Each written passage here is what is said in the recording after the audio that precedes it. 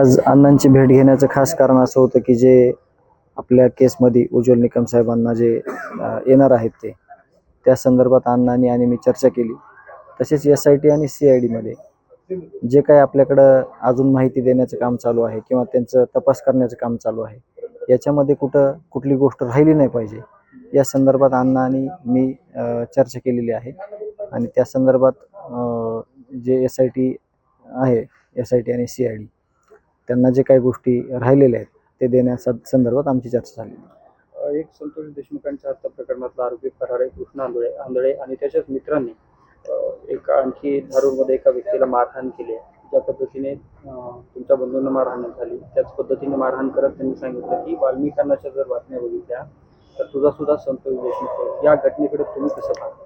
नाही, याकडं महत्त्वाचं हे आहे की आता एवढ्या निर्घुण पद्धतीनं माझ्या भावाची हत्या केली. मी इतक्या चांगल्या पद्धतीनं न्यायाच्या भूमिकेत न चुकीचं काही बोलता न कुठली गोष्ट मध्ये येऊ देता न्याय मागतोय. तसंच त्यांनी घडलेली एवढी मोठी घटना आहे, त्याच्यातून त्यांचे जी कोणी पाठीराखण आहेत करणारे त्यांनी सांगण्याचं काम होतं त्यांना की इथून पुढे तरी अशा गोष्टी होऊ देऊ नका. पण बहुतेक जे पाठीराखे आहेत ते त्यांच्यापर्यंत पोहोचलेले नाहीत असं माझं मत आहे.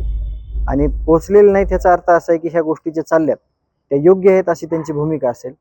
त्यांनी ती भूमिका बदलायला पाहिजे आणि ज्या काही घटना आहेत अशा घडणाऱ्या त्या घडल्या नाही पाहिजे. होमगार्ड आहेत त्यांना अतिशय चुकीच्या पद्धतीनं म्हणजे मारहाण झालेली आहे आणि हे एकदम चुकीचं आहे. ह्याच्यावर बोलण्याचं सुद्धा काही काम नाही, कारण ह्या घटनाच नाही घडल्या पाहिजे मुळात. तर ह्या चुकीच्या घटना घडायल्यात. जे कोणी त्यांचे सांगणारे पाठीराखे आहेत त्यांनी खरंच सांगितलं पाहिजे की आता तरी ह्या गोष्टी बंद करा, जेणेकरून असं नुकसान नाही होणार एका कुटुंबाचं, गावाचं. आणि ते त्यांनी सांगितलं पाहिजे.